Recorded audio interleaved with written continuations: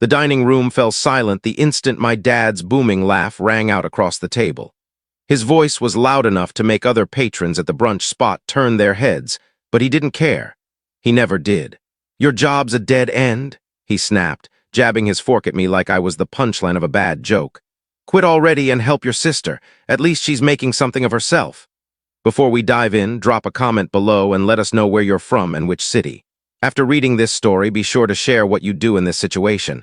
Be honest. We read every comment. Let's get started. Everyone laughed. My mom, my sister Lauren, even her husband. Their snickers cut deep, each one stinging more than the last. Lauren leaned back, smirking, raising her orange juice glass like she just scored a victory. "Dad's got a point," she said, her tone dripping with mock sympathy. "Stop pretending you've got a career and come work for me. You might actually be useful for once," her husband chimed in. "With your paycheck, I'm shocked you could afford the gas to get here. Bet you can't even cover your part of the bill, huh?" The table exploded in laughter again, the cruel sound bouncing off walls that suddenly felt suffocating.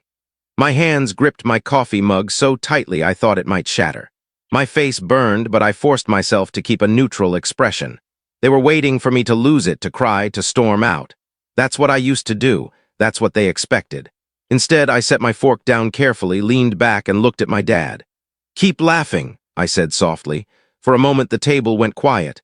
I felt their stares, trying to figure out if I'd finally broken. But then, as if I hadn't spoken, the laughter started again, louder than before. I didn't argue or defend myself. I just sat there, letting them think they'd won. But inside, something clicked. A cold, steady calm settled over me, like steel reinforcing my core. When brunch ended, I walked out into the sunlight, head held high. Humiliation weighed on me, but beneath it was something fiercer, stronger. They thought I was weak. They thought I was nothing. Tomorrow they'd find out how wrong they were. The next morning, I strode into the real estate office, shoulders back, heart steady. No nerves, no doubts. I'd been working toward this for years, saving every dime while my family ridiculed me for not being successful enough. "Miss Walker," the realtor said, sliding a folder across the desk with a warm smile. "It's official. The apartment's yours. Here are the keys." I stared at them, shiny silver, gleaming like freedom in the morning light. My fingers closed around them, and for the first time in years, I felt like I wasn't just scraping by. I was winning. By noon, I stood in my new place, my apartment.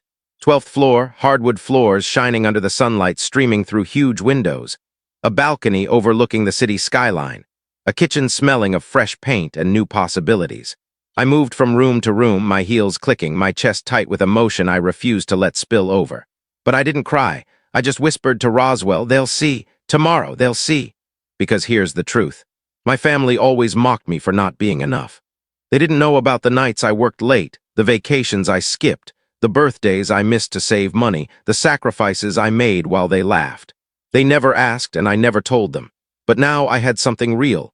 Something they couldn't deny. That evening, my phone pinged with a family group chat message. "Dinner at our place tomorrow, 7 p.m. Be there?" "No, please," no, would bongered. "Would you like to come?"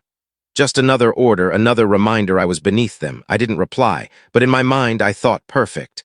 The next night I walked into their house like I had countless times before. But this time, I carried no shame, no need to shrink to fit their world. Lauren was mid-brag about her latest business deal, Mom hanging on her every word, Dad grinning proudly at his star child. When I entered, Lauren smirked. "Well, look who showed up. How's your little job going?" She stretched the word job like it was something dirty. I said nothing, just sat down calmly. The night went on as usual, Lauren dominating the conversation, Mom fawning, Dad nodding along. Then halfway through dinner, Dad turned to me, wine glass in hand. "So, Emily, still wasting time at that job? Or have you come to your senses and decided to help your sister out? Be useful for once?" The table erupted in laughter. But this time I didn't flinch. I leaned forward, hands clasped, and gave a calm smile that threw them off for a second. "No, Dad," I said evenly. "I was busy yesterday," Lauren snorted. "Busy doing what? Photocopying? Filing?" I let the silence linger a moment before I spoke. "Buying an apartment." The words landed like a brick through a window. Silence shattered the room. My mom blinked. "An apartment," Lauren scoffed, waving a hand. "What, like some tiny studio with no view?" I pulled out the folder and slid it across the table. The gold-embossed letterhead gleamed under the chandelier. "Not a studio, a 2-bedroom downtown, 12th floor." Lauren snatched the papers, her eyes scanning the pages. Her face paled as she saw the numbers, the signatures, the truth. This can't be real. How could you afford this? I leaned back, my voice sharp as a knife. While you were laughing at me, I was working. While you were mocking my paycheck, I was saving. And while you were dismissing me, I was building. I don't need your approval. I don't need your validation. I don't need anything from you anymore. My dad's face turned crimson, his hand trembling around his glass. You think this makes you better than us? Better than your sister? I tilted my head, my smile icy. No, it just makes me free, and maybe that's what scares you most. My mom fumbled with her napkin, her voice shaky. Emily, don't talk like that. We're family. I gave a low, bitter laugh.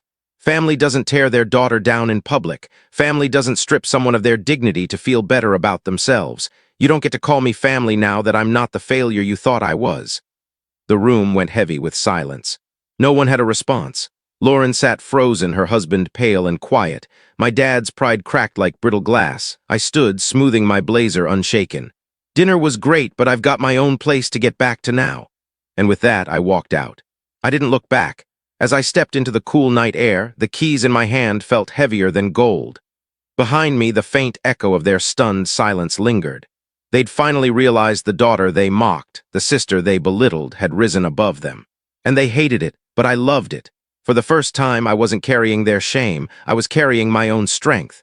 The next morning, I woke up in my new apartment to silence. Sunlight poured through the windows, gleaming off the hardwood. For the first time in years, I didn't feel the need to rush out to prove myself. I didn't feel small. I made coffee, leaned against the counter, and watched the city wake up from my balcony. Cars honked, people hurried below, strangers who'd never tried to break me like my family had. My phone buzzed. A family group chat message from Mom. Emily, can we talk? It's important. I stared at it, sipping my coffee, smiling to myself. Important. Funny how things became important when they weren't the ones in control anymore. I didn't reply. 10 minutes later, another message. Lauren. Hey sis, maybe we could meet up. I could help you manage the apartment. It's a lot to handle alone. Help me. The same sister who laughed in my face 2 days ago wanted to help. I left it unanswered. By noon, a sharp, desperate knock came at my door. I opened it to find Mom, her smile tight and rehearsed. Emily, she said sweetly. May I come in? I let her in, curious to see how far she'd go. She stepped inside and froze, her eyes scanning the high ceilings, the balcony, the fresh paint, like she was looking for proof it was fake. It's beautiful, she whispered. You sound shocked, I said flatly, arms crossed. Her smile wavered. You never told us you were saving for this. You never asked for help. Because I knew what I'd get. Her face flickered, but she pressed on. Your father didn't mean what he said at brunch. He was joking. I laughed, sharp and bitter. No, Mom, he meant every word. So did you all. Don't sugarcoat it now. She flinched, but tried again, hands clasped. We've made mistakes, Emily, but we're family. We stick together. Maybe we could have dinner here. A fresh start? Her words stung, dripping with hypocrisy. A week ago, hosting dinner would have been a joke to them. Now they wanted to play family. I tilted my head. No, you want to show off my place and pretend you've been there for me. I won't let you taint these walls with your lies.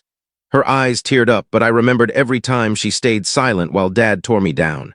Get out, I said quietly. She left without a fight, the door clicking shut.